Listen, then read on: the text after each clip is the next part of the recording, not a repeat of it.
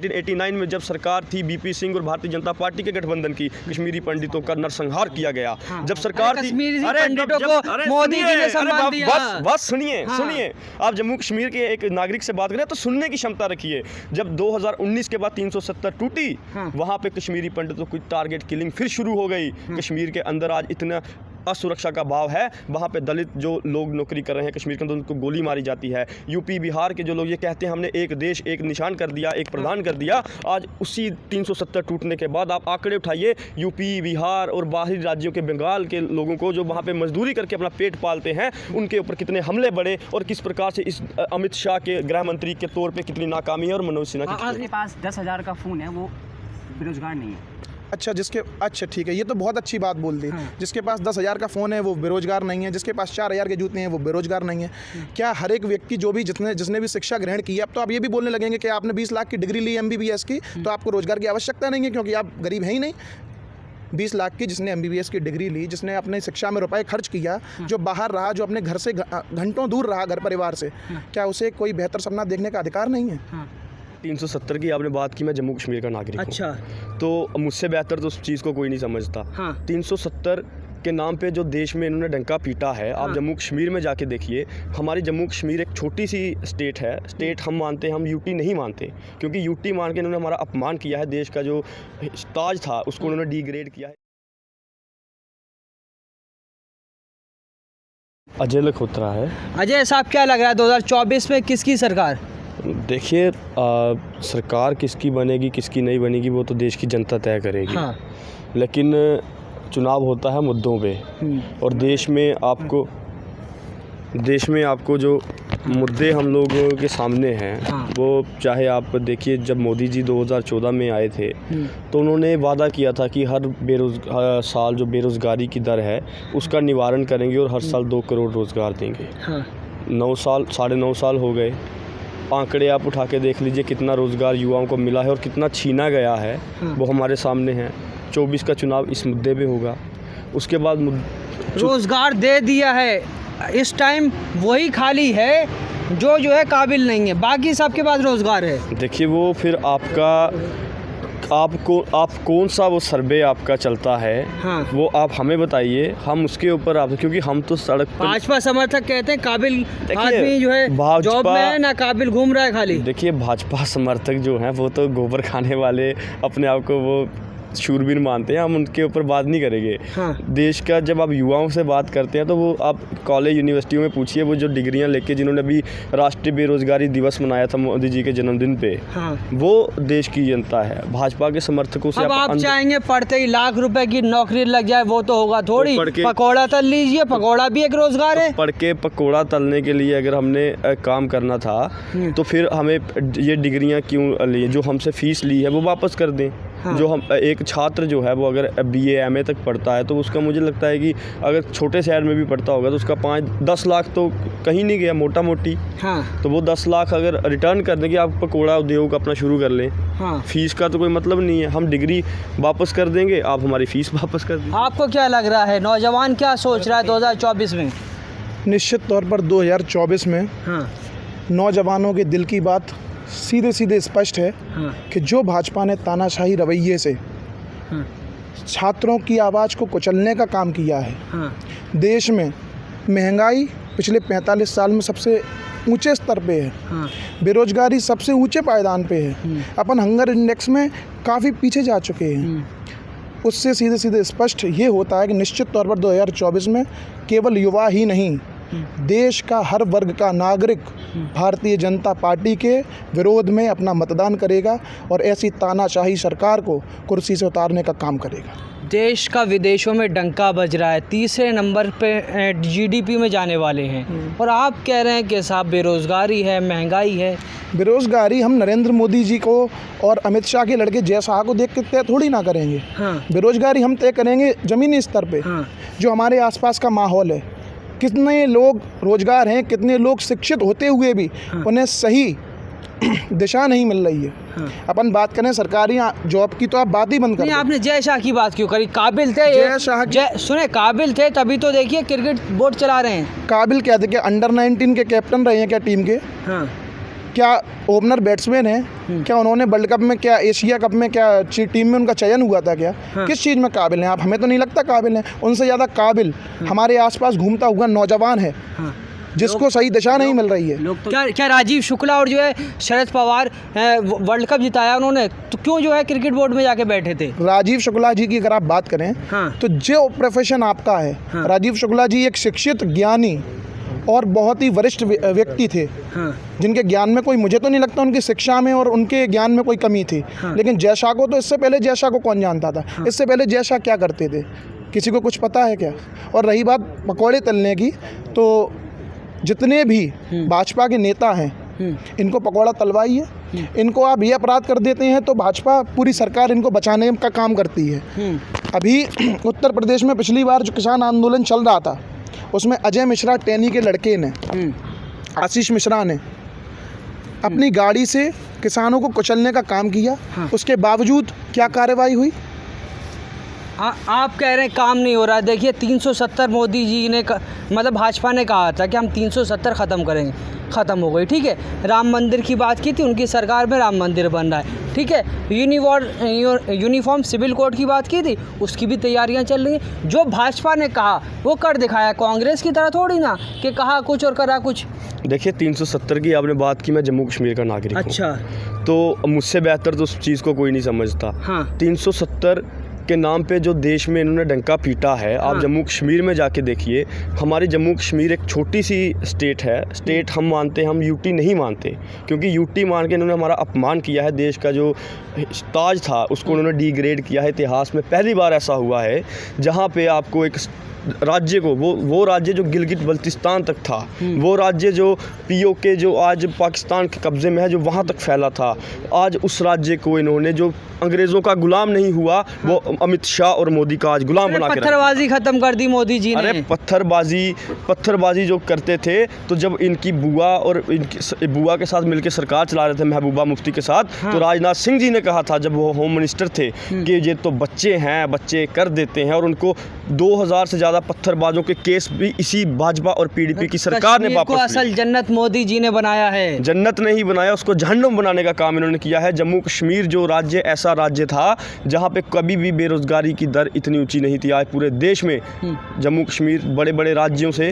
ऊपर है बेरोजगारी दर में। 23.1% की बेरोजगारी दर जम्मू कश्मीर में। जो आंकड़े हैं जो संसद के अंदर इनके मंत्री नित्यानंद राय ने पेश किए हैं इसी सेशन में, और ये 2019 के बाद जब जिन्होंने कहा था कि जम्मू कश्मीर में दूध की नदियां बहेंगी, वहाँ पे दूध की नदियां बहने के बाद तो नहीं बनी। लाल चौक पे हिंदुस्तान का झंडा फहरा रहा है शान से। लाल चौक पे अगर हिंदुस्तान का किसी ने झंडा फहराने के काबिल किया था तो वो महाराजा हरी सिंह, जिनकी आज इत्तेफाक से 23 सितंबर है, आज उनकी जयंती है। और उनकी जयंती के ऊपर जिन्होंने यहाँ पे पंडित नेहरू जी के साथ यहाँ पे डॉक्यूमेंट ऑफ एक्सेशन करके हिंदुस्तान का अभिन्न अंग बनाया था, और इन्हीं का बिठाया हुआ वहाँ पे चापलूस लेफ्टिनेंट गवर्नर मनोज सिन्हा ये कहता है कि मैं जम्मू कश्मीर से तब जाऊंगा जब मैं इसको भारत का अभिन्न अंग बनाऊंगा। ये देश विरोधी हैं, जो संविधान विरोधी हैं। जम्मू कश्मीर से हैं आप, जम्मू कश्मीर की जनता इस बार क्या सोच रही है? देखिए जम्मू कश्मीर की जनता, अब हमारे वहाँ पे जम्मू के अंदर इनको सुप्रीम कोर्ट ऑफ इंडिया ने भी कहा कि आप चुनाव काहे नहीं करवाते, जब आप कहते हैं हालात ठीक है। इनके पास कोई जवाब नहीं है।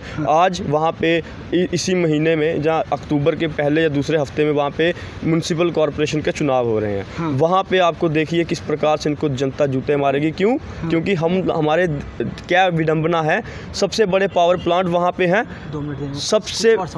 सबसे बड़े पावर प्लांट जो है वो जम्मू कश्मीर के अंदर है। यासीन मलिक के साथ फोटो खिंचाते थे पिछले प्रधानमंत्री, अब देखा नहीं मोदी जी ने कैसे जो है। अरे भाई, यासीन मलिक तो आज जेल में है। हाँ, मोदी जी की वजह से। देखिए जो देश के खिलाफ बात करेगा वो जेल की सलाखों के पीछे जाएगा, और वो है। मोदी जी ने क्या किया उसमें? कांग्रेस नेताओं के साथ फोटो है यासीन मलिक के। तो अटल बिहारी वाजपेयी जी जब कहते थे कश्मीरियत जमहूरियत, और वहाँ पे तो वो किसके साथ डिनर करते थे? इन्हीं की। आप आंकड़े उठा के देखिए। मैं जम्मू कश्मीर से, मैं बिना फैक्ट के बात नहीं करूँगा, क्योंकि मैं आपको ये बताऊँगा, यही सरकार थी, यही यासीन मलिक था, वही जिलानी था, जिनको इन्होंने हवाई टिकटों में छूट दे रखी थी, इनको घर दे रखे थे, सालों के खर्चे दिए थे, क्यों? ताकि कश्मीर को रखे। और ये इतिहास गवाह है, चाहे 1999 में 1989 में जब सरकार थी बीपी सिंह और भारतीय जनता पार्टी के गठबंधन की, कश्मीरी पंडितों का नरसंहार किया गया। जब सरकार थी, कश्मीरी पंडितों को मोदी जी ने सम्मान दिया। बस सुनिए, आप जम्मू कश्मीर के एक नागरिक से बात करें तो सुनने की क्षमता रखिए।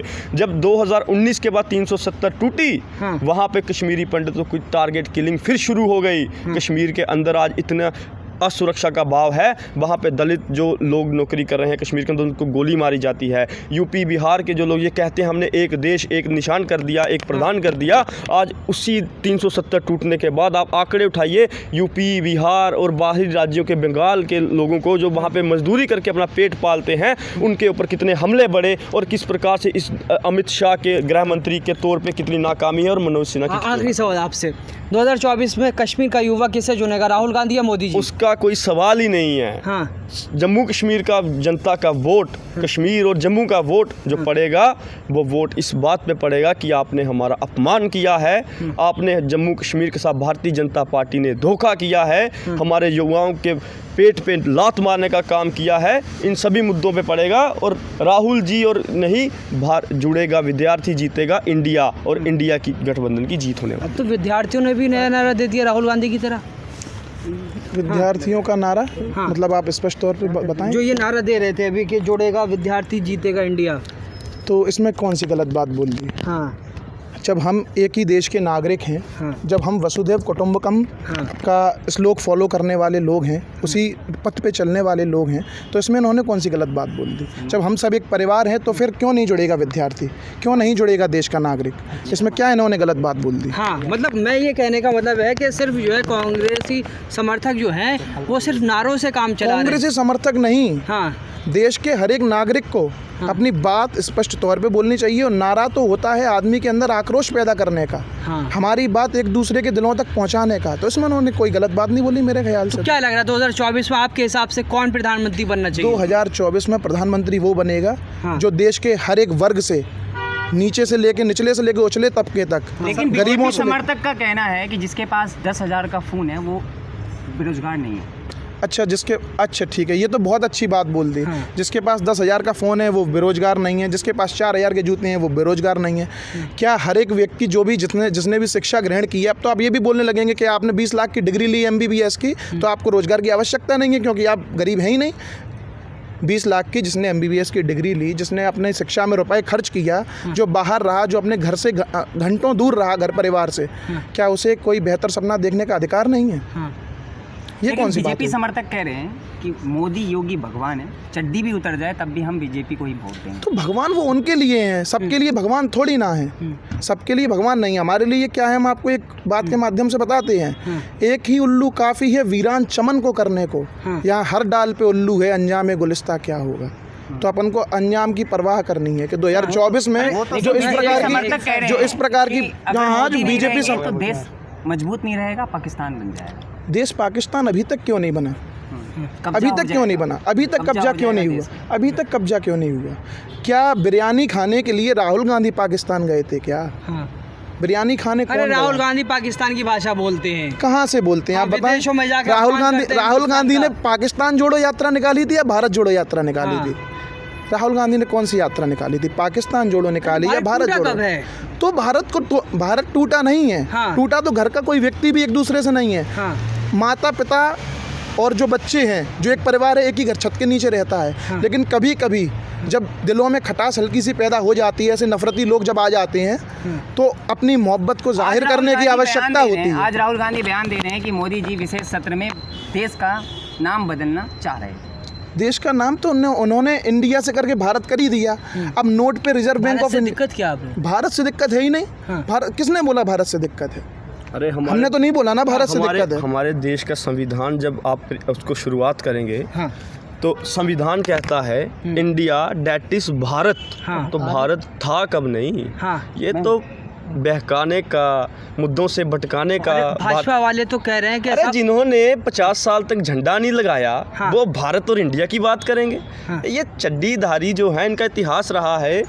जब जब देश के ऊपर विपदा आएगी ये लोग वो भाग तो खड़े राहुल हैं। गांधी को भी मुसलमान बना रहे हैं, कह अरे रहे हैं मुसलमान है राहुल इनके- गांधी। इनके कहने से बन जाएगा क्या क्या? दिक्कत है? हाँ। इनके कहने से बन जाएगा क्या ना? दिक्कत क्या है मुसलमान? क्या मुसलमान व्यक्ति नहीं है, इंसान नहीं है? क्या उनके अंदर रक्त नहीं है? क्या उनके अंदर मांस और हड्डियों का ढांचा का शरीर नहीं है? हाँ। क्या दिक्कत है मुसलमान? मैं अपने आप को मुसलमान कह दूँ तो हो तो जाऊंगा नहीं, लेकिन क्या दिक्कत है? मुसलमान लेकिन क्या हमारा पहले- भाई नहीं है? सिख पहले क्या हमारा भाई जंतर नहीं? मंतर पे जैन नारे क्या हमारा भाई नहीं है? हिंदू क्या सवाल हमारा भाई नहीं नहीं है? क्या हाँ, पहले ये जंतर कौन सी बात मंतर होती पे है? शहर सूबे में मुसलमानों को नारे लगाए जा रहे थे, मुसलमानों के खिलाफ अपशब्द कहे जाते थे। आज मुस्लिम संसद को बीजेपी संसद, संस्कारी पार्टी की बीजेपी संसद गालियां दे रहे हैं, ऐसे ऐसे अपशब्द यूज कर रहे हैं। जब जिनकी विचारधारा ही नफरत की है तो उनसे अपन मोहब्बत का कैसे अपन उनसे एक्सपेक्ट कर सकते हैं कि वो अपन से मोहब्बत कर सकते हैं? जिनकी भाषा, जिनकी दिनचर्या में नफरत है, जिनकी दिनचर्या में दंगा है, जो कभी एक दूसरे को एक नहीं देखना चाहते, जो इस देश के टुकड़े करना चाहते हैं, वही इस प्रकार की भाषा, अभद्र भाषा का इस्तेमाल करते हैं। हमें तो नहीं लगता इस प्रकार की भाषा, बिल्कुल असंवैधानिक भाषा का इस्तेमाल। राहुल गांधी ने दानिश अली को गले लगाया, क्या लग रहा है कि मोहब्बत का पैगाम जाएगा देश में? पीछे भाई ये कौन सी बात हुई? मोहब्बत का पैगाम क्या देश में है नहीं? राहुल गांधी, ये मोहब्बत का पैगाम जब तक इंसान है, इंसानियत है, धरती है, पृथ्वी है, ब्रह्मांड है, हाँ, नफरत वो जो है तो मोहब्बत की मोहब्बत दुकान रहेगी। खोलने की बात करते हैं, वो मोहब्बत की दुकान वाला जो पैगाम है वो जाएगा क्या? क्यों नहीं जाएगा? हाँ। आप तक कैसे पहुंचा? इन तक कैसे पहुंचा? हम तक कैसे पहुंचा? क्यों नहीं जाएगा? जिसको जो अपन देंगे वही तो मिलेगा। देखिए, जब हम मोहब्बत दे रहे हैं तो मोहब्बत क्यों नहीं मिलेगी? सबसे बड़ा दुर्भाग्य की बात यह है, हाँ। एक ही संसद में सभी एक परिवार की तरह रहते हैं और प्रधानमंत्री जी ने उसका खंडन तक नहीं किया जो उनके सांसद महोदय ने कहा है। हाँ।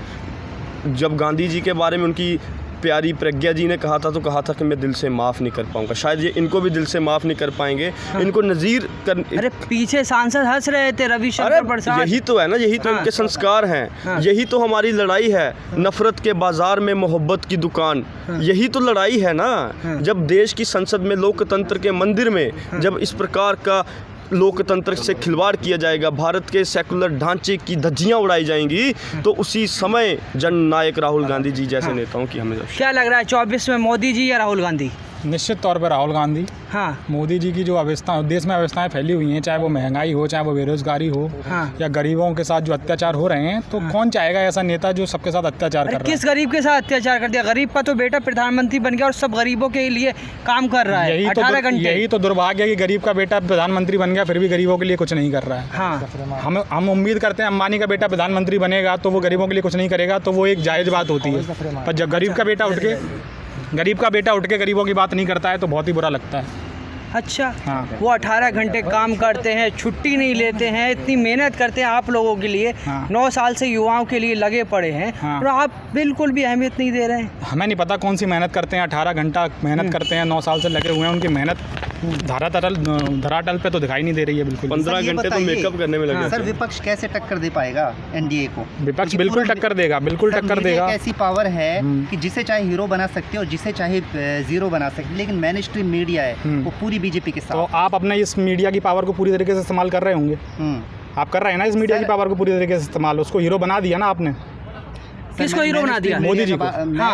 आप अरे वो तो आप जो गुजरात सवाल कर रहे हैं, गुजरात मॉडल आपके जो था। सवाल हैं हाँ। वो हमें पत्रकार के तो नहीं लग रहे हैं, एक भाजपा के प्रवक्ता के सवाल लग रहा है। ऐसा भाजपा लग के रहा है आप हमसे प्रवक्ता? डिबेट करने आए हैं। अच्छा। हाँ। मतलब 14 पत्रकारों को बैन कर दिया। आप सोशल मीडिया के पत्रकारों को आप जो है 14 पत्रकार जो सवाल कर रहे थे भाजपा से उनको बैन कर दिया। जो उनकी दलाली कर रहे हैं किसी को बैन नहीं वो किया। तो नफरत आप बिल्कुल बैन नहीं होंगे, आप अपनी चिंता न करें। इमरजेंसी जैसा माहौल कर रहे हैं जैसे इंदिरा गांधी ने किया था। कहाँ पे इमरजेंसी जैसा माहौल हो रहा है? हाँ। कहाँ पे हो रहा है इमरजेंसी जैसा माहौल? अब आप सत्ता में आ जाएंगे तो फिर से बैन लगा देंगे जैसे 1975 में लगाया था। आप इंद्रदेव हैं, आप फ्यूचर देख सकते हैं हम नहीं सत्ता तो में आगे क्या उससे करेंगे। पहले 14 जो है 14 एंकरों पे आपने बैन लगा दिया। बिल्कुल लगा दिया। जो सत्ता से सवाल करते हैं उन पे बैन लगा दिया। आप पे नहीं लगेगा बैन। पिछले 8 सालों से तो रवीश कुमार के ऊपर बैन लगा था। हाँ। तब इमरजेंसी जैसे हालात आप लोगों को नहीं दिखे। रवीश का बड़ा नाम लेते हैं, आपकी बात करते हैं ना। अरे वो हमारी बात नहीं करते। रवीश को अमन मैग्सेसे अवार्ड हम ही ने तो दिया है ना। रवीश की बात हम तो करेंगे, सर, हम ही तो देते हैं ये सब कांग्रेस ने चीजें। अब से पहले इनका बहिष्कार क्यों नहीं किया? क्योंकि 9 साल में इतनी नफरत परोस चुके हैं हर इंसान के दिलों के अंदर। वो नफरत देर आए भर कर दुरुस्त गई है। आए। हाँ। सर, देर आए दुरुस्त आए। अब क्या बचा है? अरे बहुत कुछ बचा है, अच्छा, बहुत कुछ बचा है। सब कुछ बचा है, सब कुछ बचा है और सब कुछ भव्य बचा राम है। मंदिर बन रहा है, भव्य राम तो हम मंदिर। क्या करें, मोदी वहाँ जी के प्रसाद टाइम का में ठेला लगा लें, हमें रोजगार की जरूरत नहीं है। राम मंदिर पे जाके प्रसाद बेचने लगे। पकौड़े बेच ही रोजगार है, पकौड़े बेच। पकौड़े बेचना रोजगार है। आप चलो, चलिए आप हमारे भी हमारे साथ, साथ आप हमारे साथ चलिए, माइक बंद करिए, दोनों भाई मिलके आप पकौड़े बेचते चटनी हैं। बनाए, हम पकौड़े बनाएंगे। देखते आप हैं, चटनी आप बनाए, इसमें- हम पकौड़े बनाएंगे। हम कोई तो तेल गरम बना करेगा। लेंगे पकौड़े, मोदी जी ने कहा है, मोदी जी की बात मानेंगे हम। मोदी जी ने तो बहुत कुछ कहा है, मोदी जी की बात मान ली तो ये माइक वाइक बेच के आपको घर बैठना पड़ेगा। गैस सिलेंडर भी सस्ता हो गया अब मोदी जी 200 ने। हाँ, इलेक्शन आ गया ना, इसलिए सस्ता हो गया। इलेक्शन चला जाने दीजिए, फिर हम आपसे बात कर 450 का लेंगे। सिलेंडर 1200 का करो,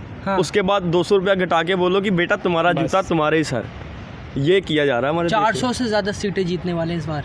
मोदी जी, हाँ, विश्वास है आपको पूरा? 543 जीतेंगे, जीतेंगे। भाजपा वाले तो बहुत कुछ कहते हैं, भाजपा वालों की मत सुनिए आप। भाजपा वालों ने जो जो कह दिया, अगर वो कर दिया होता तो शायद 400 जीत भी जाते। अब तो उनकी 4 सीटें जीतने की भी उम्मीद पूरी नहीं है। सीटें जीतेंगे। G20 पूरी मोदी जी सीटें। के टाइम में हुआ है, देखना विश्व में डंका बज गया। अब तो विश्व लीडर बन गए मोदी जी। हाँ, बन गए, बिल्कुल बन गए। आप बनाएंगे तो विश्व के राजा भी बन जाएंगे किसी दिन, अंतरिक्ष में भी उनका डंका बजेगा किसी दिन। 500 पूरी सीटें जीतेंगे।